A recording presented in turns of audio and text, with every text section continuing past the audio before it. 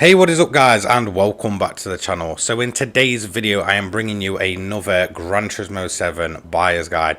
But before we get into the video, if you could kindly like, comment and subscribe to the channel, turn the notifications on just to really help us out and keep the growth that we're on going, that'd be absolutely massively appreciated.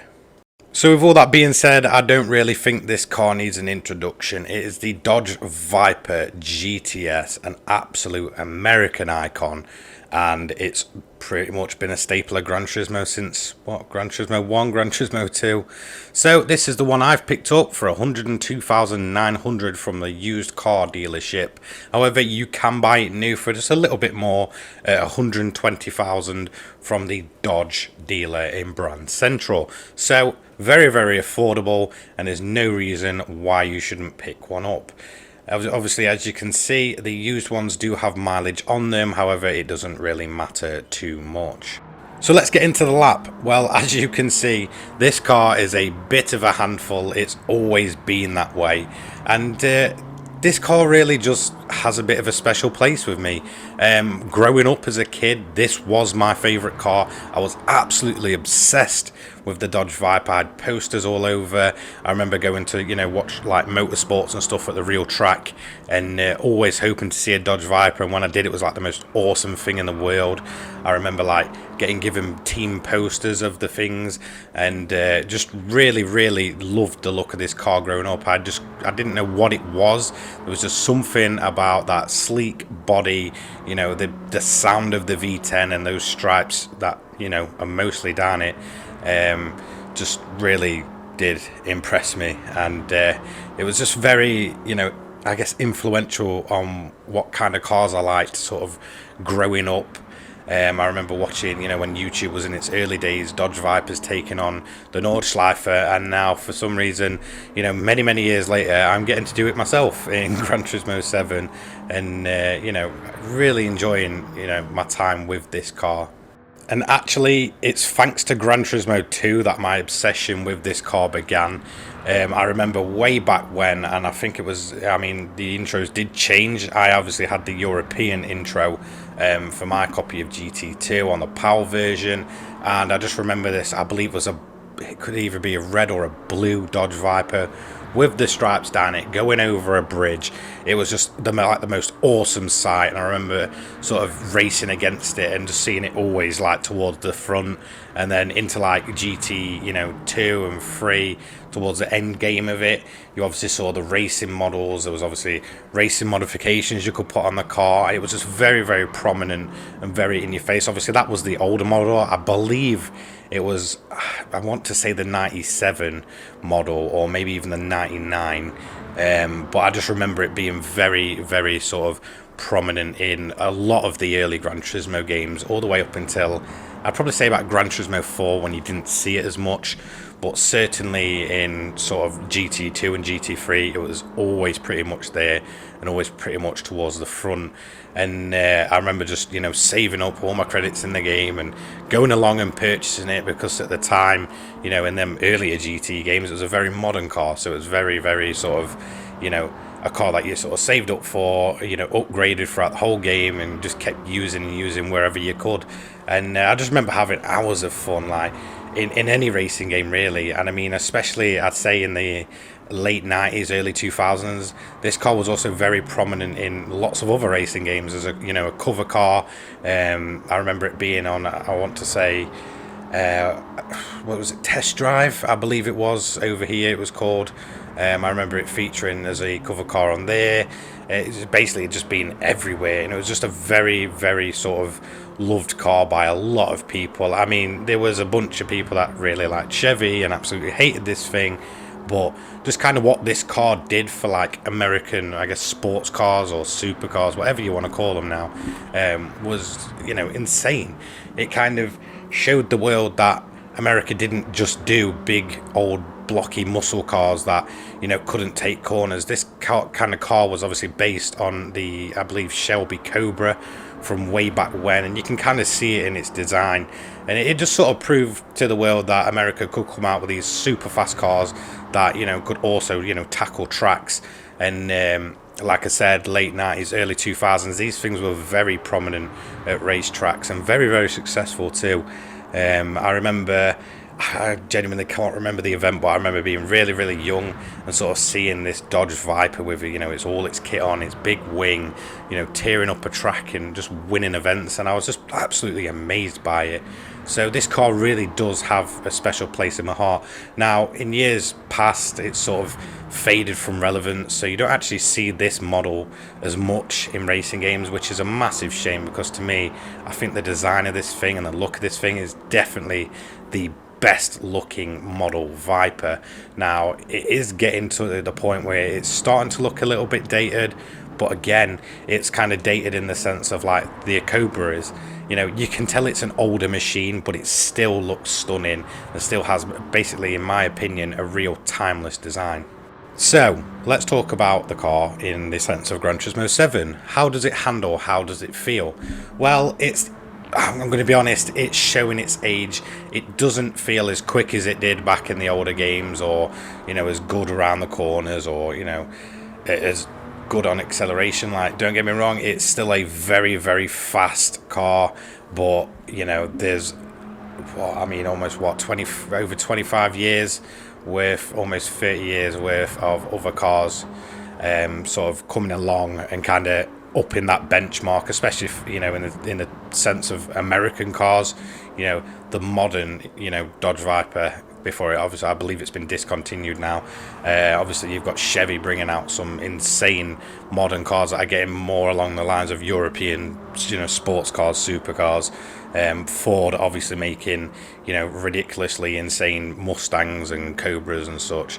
So yeah, it just kind of, it's starting to show its age, but for me, it'll always be timeless. Another thing to note, really long gear ratios, and I don't have a problem with it.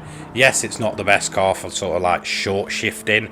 It's the kind of car that you stick in a bit of a higher gear than you need to sort of maintain that traction and sort of use your throttle control to get around. It's definitely not the kind of car you go for short shifting, because you'll lose a whole bunch of revs and really start to struggle to get through them gears if you're really short shifting too much. Brakes wise, a little bit clunky, I'm not gonna lie. It is starting to sort of really take a lot more time than you'd expect for it to sort of get the car slowed down. Weight wise, it feels bulky and heavy, but not to the point where it's really, really stiff and really awkward.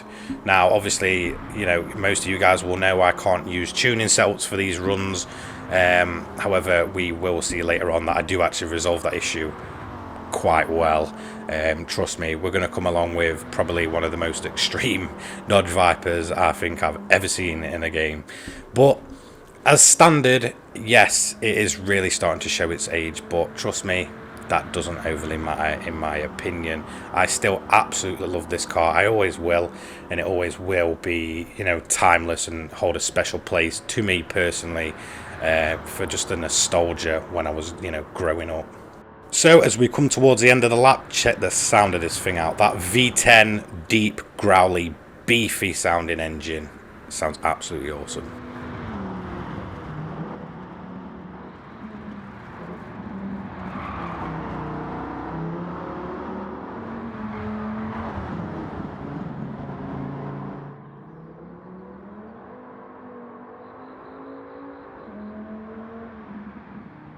So that's another thing to know. It's not just the looks of this car, it's this engine, this big American thirsty V10 engine that just sounds absolutely amazing, and it's very distinct, to the Dodge Viper. When you see the car, you can almost hear the sound of that engine.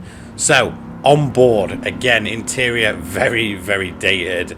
That honestly, the steering wheel for me is one of the ugliest things I've ever seen. It looks so clunky. It looks like it kind of belongs in some early 90s compact car that is good on fuel and slow as hell, but no, it's sitting on one of America's you know, most loved sports cars of all time. Like you can see, it's kind of that typical 90s feel. Like obviously at this point, you know, in the 2002 model which we've got here, this car was obviously starting to show its age and was soon to be replaced by a, you know, next generation of Dodge Viper, which I will be covering soon. But yeah, I mean, it's just very sort of typical of the time, very plasticky feeling, not very sort of, you know, I guess modern day sports car looking, but it's not meant to be. It was sort of, you know, a revival of, you know, a classic American muscle car slash sports car, and it kind of just does its job. It's nothing special. It's not supposed to be, but it is what it is. As for the onboard footage, as you can see out of the car very, very well. It is a decent view. You've got that big long bonnet up in front of you with those nice little stripes on show, and it really does feel awesome to kind of drive this thing on board. You're going to notice just how long the gear ratios are by just how little my character is going to actually, you know, swap those gears. So here's the individual sector times. Overall, we did it in a 7 minutes 47.952. But where is that really going to put it on our lap time leaderboard? Well, we've obviously had things like the Ferraris, the Lamborghinis, we've had Group 4 cars, Group 3 cars, you know, Vision Gran Turismo cars. So does this thing really stand a chance, that, you know, at this current time? Not really, but let's find out. So it falls under this 600 performance point category, and it's actually come out 12th and last, just narrowly losing out by about 5 seconds to the Ferrari F430 2006. Now, it's kind of obvious where it was going to be. We knew it wouldn't be super competitive, but the fact that it's, you know, not really that far off of a Ferrari, which is, you know, a lot more modern in its design, is, to me, very impressive. So if you've missed a few videos, you know I've changed up the format. Not only do we just test the standard look of a car, we also go crazy, throw on upgrades, throw on liveries and all that good stuff. And welcome to this, running probably one of the most iconic race car liveries of all time. It is a basically fully tuned Dodge Viper, you know, giving off insane race car vibes. And trust me, this thing, well, it's an absolute monster, and I'm going to just show you how fast this thing is. So I took it into arcade mode, stuck the AI on hard, and this thing just went wild. It's an absolute machine, and I didn't actually put a tune on it for this because it just felt very fun, very light. Obviously, we've chucked all that weight out. It's still a little tail happy, but trust me, it's still very much, you know, in the sense that it's very, very controllable. It may snap, but you're going to quite easily, you know, bring it back. And you can just see the absolute pace this thing has. Acceleration wise, it's absolutely nuts. And just seeing this car on track makes me wish we had that classic Dodge Viper race car in from previous iterations of the game. Come on, Polyphony, you know you need to bring it back. We all want it. I think it'd absolutely suit Group 3 down to the ground. Yes, we have the more modern Viper, but for me, this car, this, you know, look to the car is absolutely iconic, especially when it comes to, for me, Gran Turismo 3. That's where it really, really stood out and was very prominent in intros and gameplay and such. So, come on, Polyphony, please bring it back. As for the car, it's absolutely crazy, and I can guarantee it'll make winning events a lot easier, and you'll have a whole heap of fun doing it. As you can see, we are coming across the line, and it's pretty much going to end the, I guess, kind of main part of my commentary here before we do a summary. So I actually hope you enjoyed this look at the I guess race modified Dodge Viper. So overall, is it a kind of must buy, or should you kind of just forget about it?